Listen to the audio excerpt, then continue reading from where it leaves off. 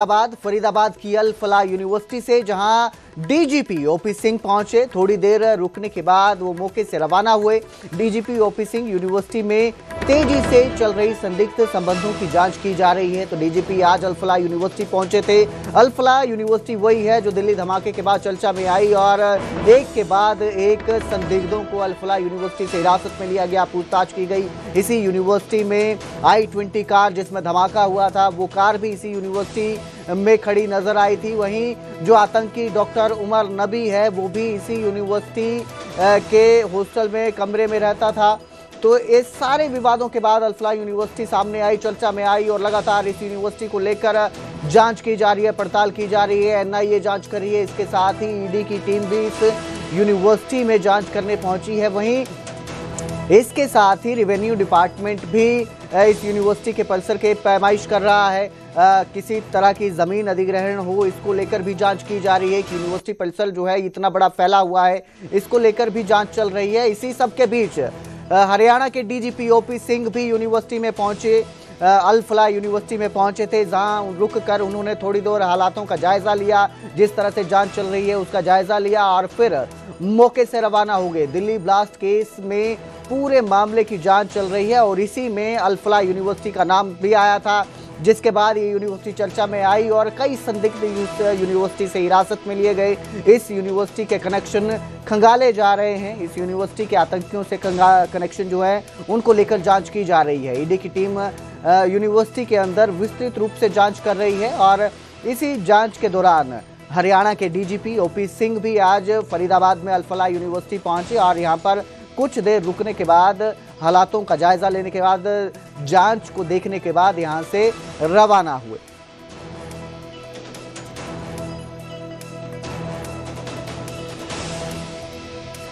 तो DGP OP Singh university में पहुंचे थे, अल फलाह यूनिवर्सिटी में। अल फलाह यूनिवर्सिटी चर्चाओं में आई दिल्ली धमाके के बाद। दिल्ली धमाके में जो आत्मघाती हमला हुआ और i20 कार ब्लास्ट हुई, इस हमले में जो आतंकी मारा गया था डॉक्टर उमर नबी, उसका कनेक्शन भी अल फलाह यूनिवर्सिटी से ही सामने आया, जिसके बाद इस मामले में लगातार कई लोगों को हिरासत में लिया जा रहा है। अल फलाह यूनिवर्सिटी से जुड़े लोगों को भी हिरासत में लिया गया, पूछताछ की गई।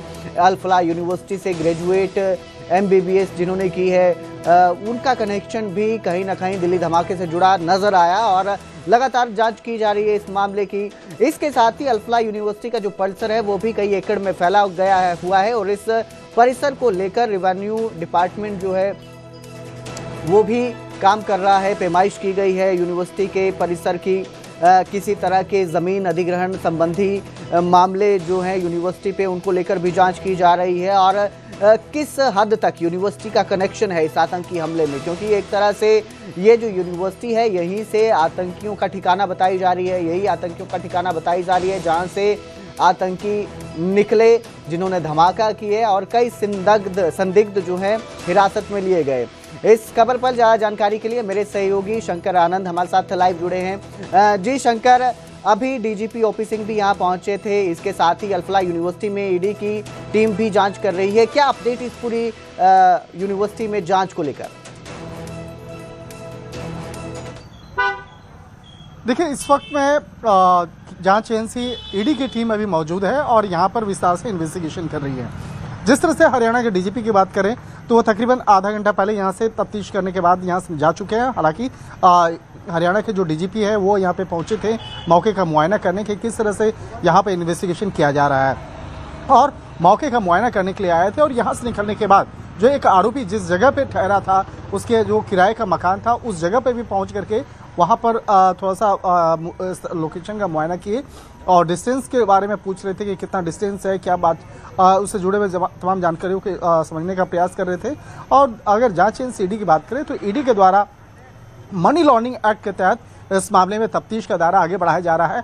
आज 25 लोकेशन पर सर्च ऑपरेशन की जा रही है, जिसमें कि राजधानी दिल्ली, उत्तर प्रदेश, हरियाणा, जम्मू कश्मीर में सर्च ऑपरेशन किया जा रहा है। और सर्च के दौरान में कई महत्वपूर्ण बातों को जानने का प्रयास किया जा रहा है और मनी लॉन्ड्रिंग के तहत किस तरह से पैसों का लेन देन होता था, खासतौर पर जो यूनिवर्सिटी का जो फंड है उसको समझने का प्रयास किया जा रहा है। उससे जुड़े तमाम जो डॉक्यूमेंट्स हैं उसको खंगाले जा रहे हैं और जो कहा जा सकता है कि इलेक्ट्रॉनिक एविडेंस जो है उसको इकट्ठा करने का प्रयास किया जा रहा है।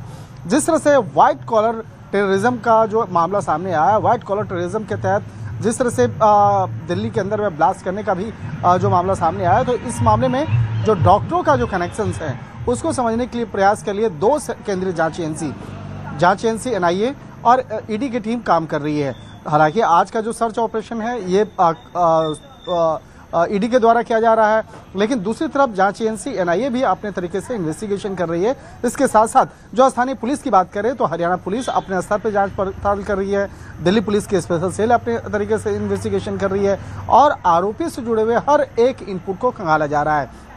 तो एक तरह से कहा जा सकता है कि इस इन्वेस्टिगेशन का जो एक रूप है वो काफ़ी बड़ा होता हुआ नजर आ रहा है। दूसरी तरफ देखा जाए आरोपियों से जुड़े हुए हर एक कनेक्शन की जांच पड़ताल की जा रही है। जिस तरह से इस पूरे मॉड्यूल में जो एक पढ़े लिखे डॉक्टर्स जो होते हैं उसको किस तरह से शामिल कराया जाता था, कई लोगों की जो भूमिका आती थी, तो उसमें जो अपराध से जुड़े जो मामला है उसको जांच एजेंसी NIA खंगाल रही है। और मनी लॉन्ड्रिंग का जो मामला है, जिस तरह से पैसे का जिस तरह से मनी लॉन्ड्रिंग का मामला यहाँ पे सामने आया, तो इस मामले को जांच एजेंसी ED के द्वारा PMLA एक्ट के तहत उसको इन्वेस्टिगेट किया जा रहा है। और जो छोटे छोटे जो कनेक्शंस हैं उसको खंगालने का काम जिस तरह से स्थानीय पुलिस कर रहे थे, चाहे वो हरियाणा पुलिस की बात करें या दिल्ली पुलिस की बात करें, तो उससे जुड़े हुए तमाम इनपुट्स को भी केंद्रीय जांच एजेंसियों के साथ में साझा किया जा रहा है, जिससे कि इस मामले में इन्वेस्टिगेशन और बेहतर हो सके और सही हो सके। तो एक तरह से कह सकते हैं अलग अलग जो जांच करने की जो टीम है वो अलग कर रही है, लेकिन तमाम इनपुट्स को एक साथ में साझा भी किया जा रहा है। और कहा जा सकता है कि आज ED के द्वारा जिस तरह से आज इन्वेस्टिगेशन किया जा रहा है, ED के द्वारा जिस तरह से आज 25 लोकेशन पे सर्च ऑपरेशन की कार्रवाई को अंजाम दिया जा रहा है, इस सर्च ऑपरेशन के दौरान में 9 महत्वपूर्ण जो शेल कंपनियां हैं उसको भी खंगाला जा रहा है, जिसके माध्यम से करोड़ रुपए का लेन देन हुआ। और खास तौर पर जिस तरह से देखा जाए कि दुबई कनेक्शन जो सामने आया है कि अल फलाह यूनिवर्सिटी से जुड़े हुए कई जो ऐसे जो निदेशक हैं, ट्रस्ट से जुड़े हुए लोग हैं, उसकी जो दुबई में जो प्रॉपर्टी के बारे में जानकारी मिली उसको भी खंगाला जा रहा है। तो एक तरह से कह सकते हैं कि इन्वेस्टिगेशन का दायरा काफ़ी आगे बढ़ता हुआ नजर आ रहा है। जी शंकर, जिस तरह से जो प्रोफेसर का नाम सामने आया है और लगातार जांच की जा रही है, तो उनके साथ तो बाकी लोग भी काम करते हैं, स्टाफ भी काम करता है, उनकी तरफ से क्या जानकारी सामने आ रही है, उनका क्या कहना है? क्या पहले से ही इस बात का अंदाजा हो चुका था कि कुछ बड़ा होने वाला है, अलग होने वाला है, या बिल्कुल साइलेंट मोड पर यह सारा काम चल रहा था?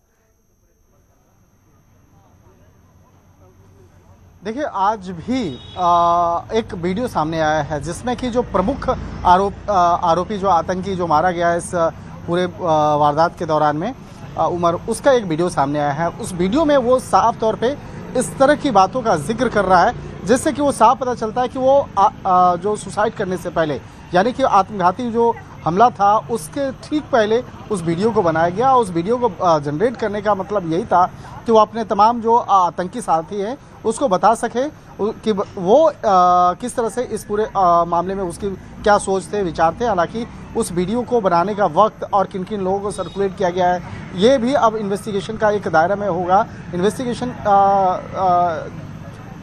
के लिए जांच एजेंसी NIA की टीम भी इस मामले पे इन्वेस्टिगेशन कर रही है कि वो वीडियो किस ग्रुप में सर्कुलेट किया गया, किन किन लोगों को भेजा गया और उस वीडियो को भेजने का मकसद क्या था। तो एक तरह से कह सकते हैं कि वो भी एक जांच का पैमाना होगा। लेकिन दूसरी तरफ देखा जाए कि अल फलाह यूनिवर्सिटी जो काफ़ी बड़े स्तर पे बहुत बड़ा एक यूनिवर्सिटी है, लेकिन इसी यूनिवर्सिटी के नाम पर एक जो ट्रस्ट का और भी कई कंपनियां जो बनाई गई, तो उससे जुड़ा हुआ जो इन्वेस्टिगेशन का दायरा है वो आगे बढ़ता हुआ नजर आ रहा है। और कह सकते हैं कि इस मामले में कई लोगों से भी पूछताछ की जा रही है। पूछताछ हालांकि अभी अनौपचारिक तौर पे हो रही है, लेकिन जल्द ही अब इस मामले में पूछताछ के लिए कई लोगों को सम्मन भेजा जाएगा और सम्मन भेज करके उसे दिल्ली स्थित ED मुख्यालय पे बुलाया जाएगा। उसके बाद वहां से पूछताछ की जाएगी। तो अभी कह सकते हैं कि जो अलग अलग जगहों से जो इन्वेस्टिगेशन के दौरान में जो इनपुट्स निकाले जा रहे हैं, जो दस्तावेज को इकट्ठा किया जा रहा है, जो इलेक्ट्रॉनिक एविडेंस को इकट्ठा किया जा रहा है, उसको इकट्ठा करने के बाद उसको बेहतर तरीके से इन्वेस्टिगेट किया जाएगा। और इन्वेस्टिगेट करने के बाद कई लोगों से इस मामले में जल्दी पूछताछ के लिए उन लोगों को सम्मन भेजा जाएगा। जी बिल्कुल, पूछताछ के बाद ही सारा सच सामने आएगा। बहुत बहुत शुक्रिया इस तमाम जानकारी के लिए शंकर। तो लगातार जांच की जा रही है, फोरेंसिक रिकॉर्ड खंगाले जा रहे हैं और उसके बाद ही किसी निष्कर्ष पर पहुंचकर इस पूरे मामले का सच सामने आएगा। कितने लोग शामिल हैं, कितने दिनों से ये प्लानिंग चल रही थी, इसको लेकर पूरी जानकारी सामने आएगी।